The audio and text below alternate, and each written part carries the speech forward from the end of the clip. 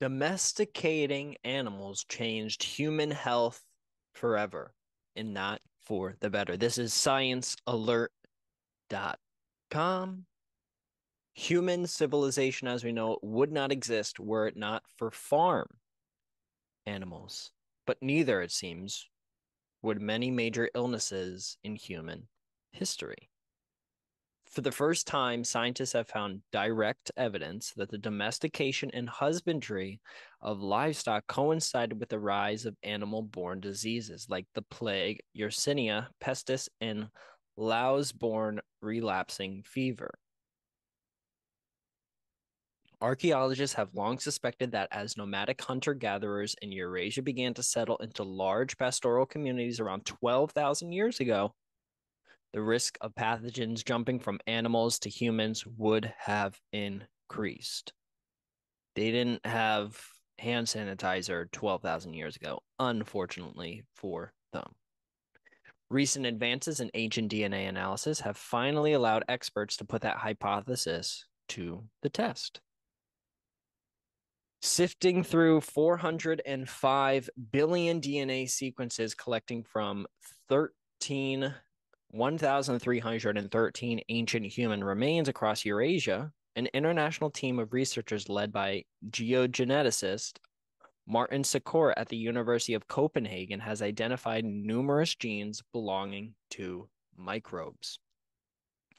Their sweeping search for pathogen DNA provided sufficient detail for a 12,500-year-long timeline on the emergence and spread of major human diseases. This team's results are not yet peer-reviewed, but according to a preprint paper, a substantial fraction of these microbes came from external environmental sources, such as animals.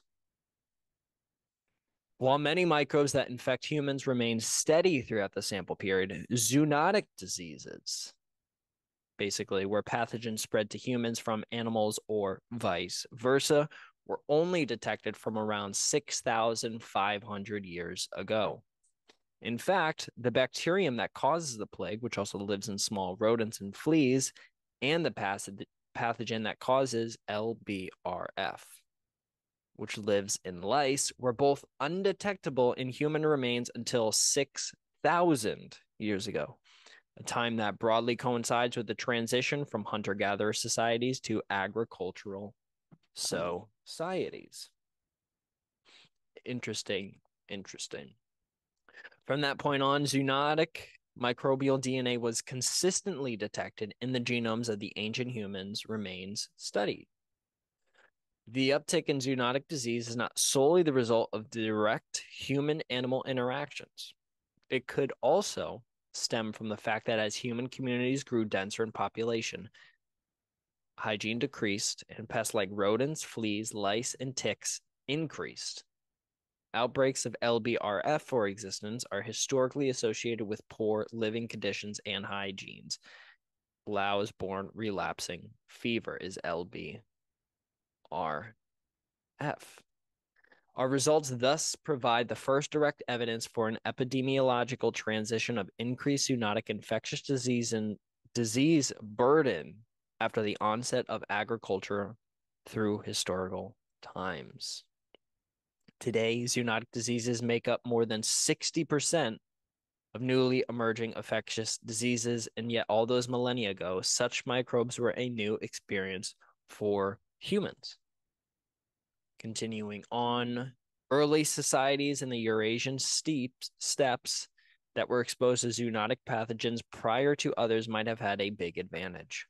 Not only did these pastoral communities have access to regular sources of meat and dairy, their bodies had time to adjust to new animal pathogens. Sikora and colleagues found a spike in the detection rates for zoonotic microbial DNA in human remains throughout Eurasia, occurring around 5,000 years ago. This suggests that when steppe pastoralists populations migrated to new regions around this time, bringing their knowledge of agriculture with them, they also brought their zoonotic diseases. It is possible that the steppe pastoralists, through their long-term continuous exposure to animals, might have developed some immunity to certain zoonoses, and their dispersals carried these diseases westwards and eastwards. Consequently, the genetic upheaval in Europe could have been facilitated by epidemic waves of zoonotic diseases sweeping through the continent. If this is true, many people in Europe likely died as a result of the human migration, mirroring what happened later to indigenous people elsewhere in the world during European colonization. Over time, as human communities in Eurasia grew denser, zoonotic pathogens took off, turning endemic outbreaks into epidemics. So, shit turned real bad. The bacterium responsible for the plague, which can live in horses, cattle, and sheep, caused its first epidemic in the Roman Empire about 540 CE. The recent genomic analysis also suggests why pestis was around at lower, relatively continuous levels from 5,700 years ago to about 2,700 years ago. By medieval times, the plague was just a mass killer. In 3 medieval cemeteries in Denmark, researchers found 11 out of 39 individuals suffered from the illness at their time of death. So this thing was going around. In comparison, LBRF peaked around 2,000 years ago when there was barely any detectable plague activity. Researchers suspect it spread as a result of increased crowding and poor hygiene, war, forced migrations, poverty, or famine. While more research needs to be done to understand why these outbreaks occurred, the team says their map provides robust evidence that a major shift in human lifestyle thousands of years ago ultimately led to an increase in zoonotic infectious diseases, which has profoundly impacted global human health and history throughout the millennia and continues today. Interesting. Now, this is the actual study in and of itself. Talking about the domestication of animals and how that came about, but you think about it. Now let's go down here. I think this is a great example. You can kind of see, so particularly in this area, Northern Africa and in the Middle East and into Asia, it's kind of where if you think about maybe 10, 12, 15,000 years ago when there was a big up uprising, or I guess increase of humans beginning to start to emerge, that they started to use things like, you can see these arrows, you can see the humped cow in South Asia that was 8,000 years ago. You can see the goat in the Middle East about 10,500 years ago. You can see the dog 15 to 36,000 years ago in Eurasia. You can see it in Northern Europe right there. That is where my dog is from, a golden retriever from Europe. Then you see sheep in the Middle East as well. That's 11,000 years ago. You see cows in the Middle East 10,300 years ago. Same thing for pigs, also in the Middle East. Horses 5,500 years ago. And then you kind of get younger with alpacas, chickens, turkeys, ducks.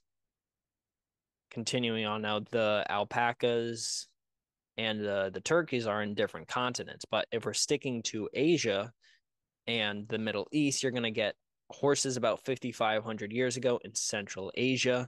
You're going to get also chickens 4,000 years ago in East Asia. But now compare that to cows, or even the humped cow in South Asia, but cows in the Middle East, you can kind of see where this is pointing down to right there.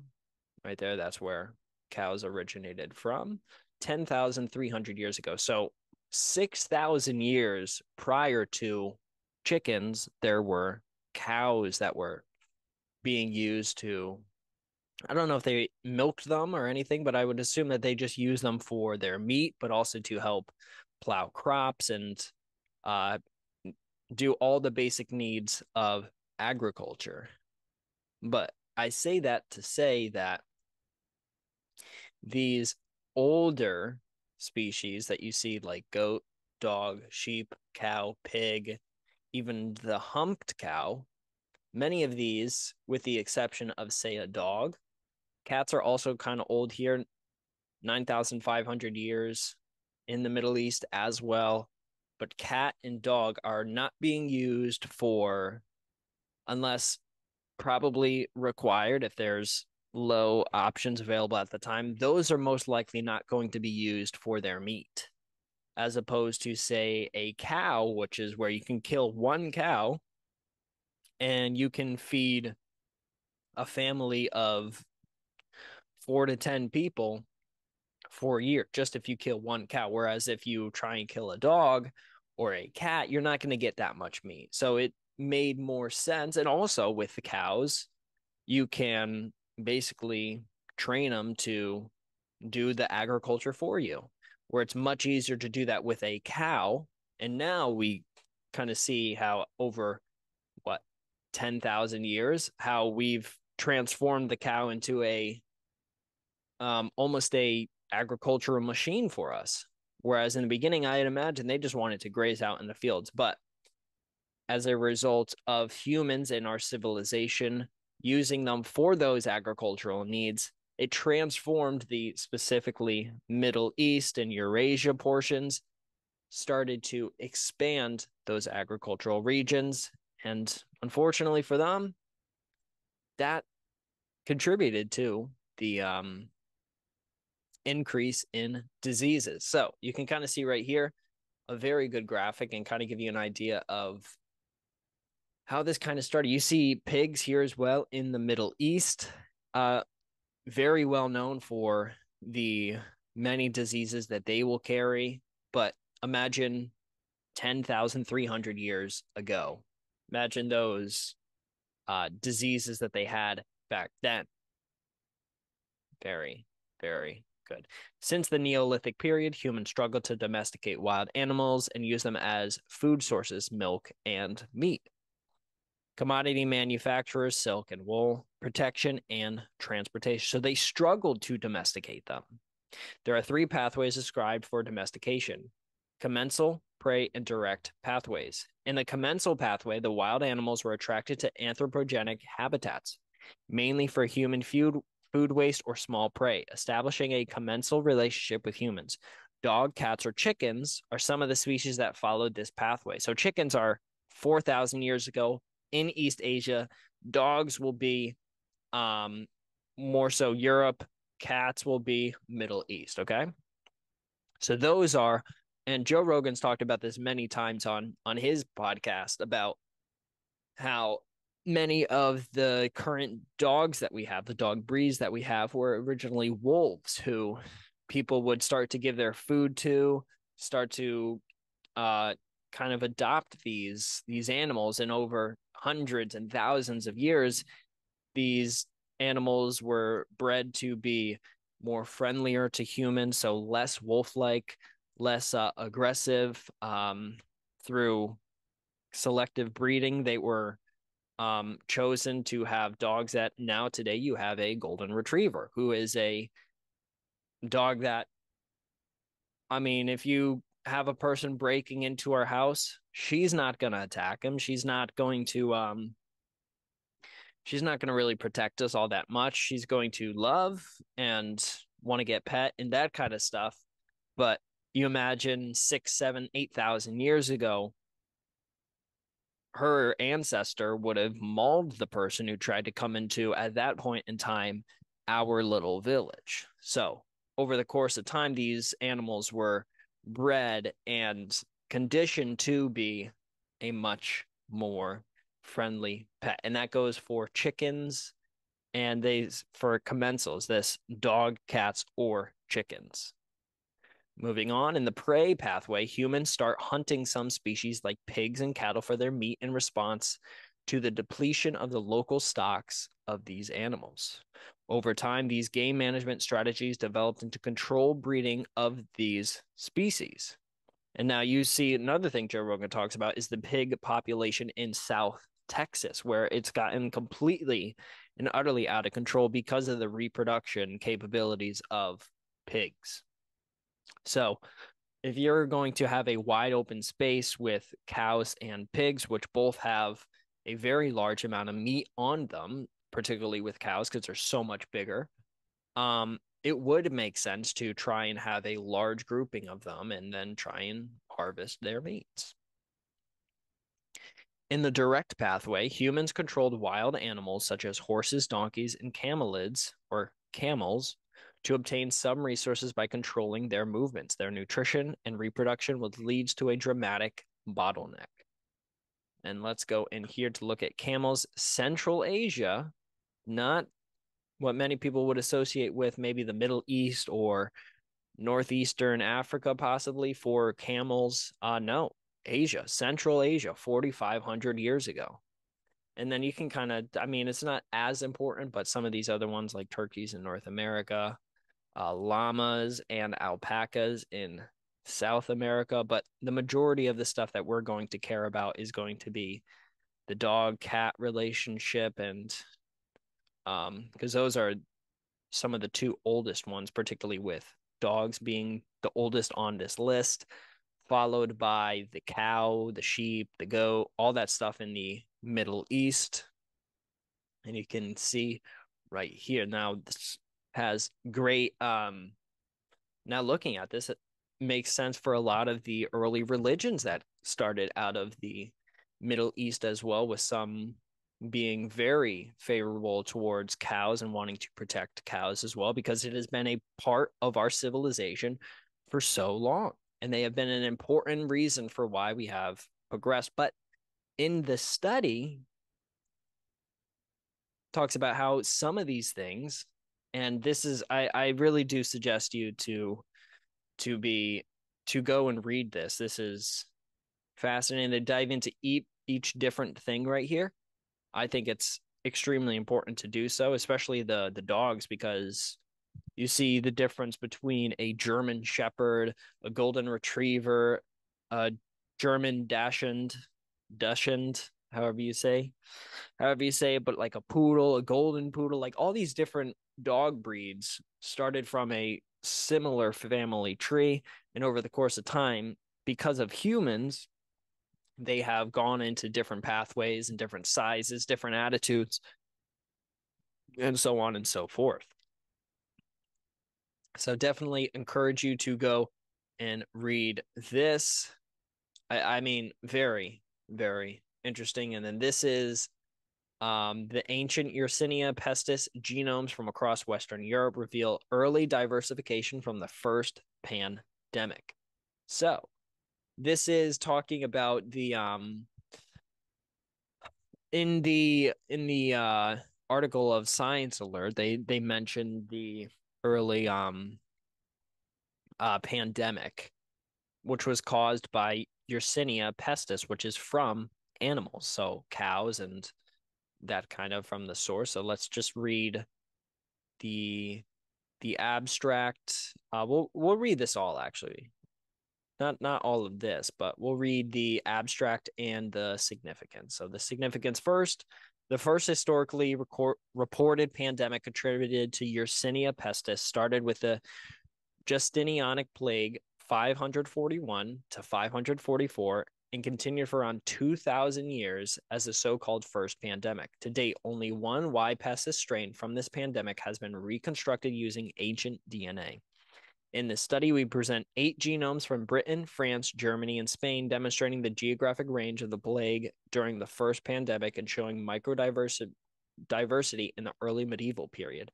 Moreover, we detect similar genome decay during the first and second pandemics, the 14th to 18th century, that includes the 2 virulence factors, thus providing an example of potential convergent evolution of Y pestis during large-scale epidemics. So it could have evolved and gotten a little bit more deadly. Now, for the abstract. The first historically documented pandemic caused by Yersinia pestis began as the Justinianic plague in 541 within the Roman Empire and continued as the so-called first pandemic until 750. Although paleogenomic studies have previously identified the causative agent as Y. pestis, little is known about the bacterium's spread, diversity, and genetic history over the course of the pandemic. To elucidate the microevolution of the bacterium during this time period, we screened human remains from 21 sites in Austria, Britain, Germany, France, and Spain for Y. pestis DNA and reconstructed 8 genomes. We present a methodological approach assessing each nucleotide polymorphisms in ancient bacterial genomes, facilitating qualitative analysis of low-coverage genomes in a metagenomic background. Now we're starting to get into the weeds of stuff that I don't know. Let's see. What does this mean? Let's see what this means. Let's look this up. Phylogenetics. Phylogenetics is a study of the evolutionary history and relationships among or within groups of organisms. Okay. Phylogenetic analysis on the 8 reconstructed genomes reveal the existence of previously undocumented Y. pestis diversity during the 6th to 8th centuries and provides evidence for the presence of multiple distinct Y. pestis strains in Europe, where you see a lot of dogs. We offer genetic evidence for the presence of the Justinianic plague in the British Isles, previously only hypothesized from ambiguous documentary accounts, as well as the parallel occurrence in multiple derived strains in central and southern France, Spain, and southern Germany. 4 of the reported strains form a polytomy. Let's look this one up as well. An internal node of a phylogenetic tree is described as a polytomy or multifurcation if it is rooted in a tree and is linked to the theorem. Blah, blah, blah. Okay. Similar to others seen across the Y. pestis phylogeny, or maybe, associated with the second and third pandemics. Very interesting, very interesting. I'll also drop this in there as well. This is just talking about one particular plague, basically the first plague. So here's another study talking about basically the same exact thing, the landscape of ancient human pathogens in Eurasia from the Stone Age to historical times. And here is the summary. You can have the full text here, all this stuff right here, even a PDF version, but very, very interesting. So I want to go back to this image right here because I think this is one of the more important things to look at. The idea is that during the early parts of when humans were becoming hunter-gatherers and starting to get into the agricultural space, so they started to learn how to plant their own food, how to be more self-sufficient as opposed to having to move around a particular location or a particular area to go after food. Whereas with agriculture, they can grow their own food, they can have their own livestock, and they can basically be a little bit more self-sufficient. There will be some things that you'll need to go and gather that you will not be able to create using agriculture. But in terms of food and some supplies and some basic functions, agriculture and having some of these things such as cows or dogs can be beneficial to these early civilizations. And you see here in the Middle East and in Asia that particularly with the rise in use of things such as cows or pigs or chickens and stuff that early humans used for not only agricultural purposes, but also for food purposes, could have potentially had a devastating impact because there was no way to protect against any disease that any of these animals had. And if you had, say, one cow who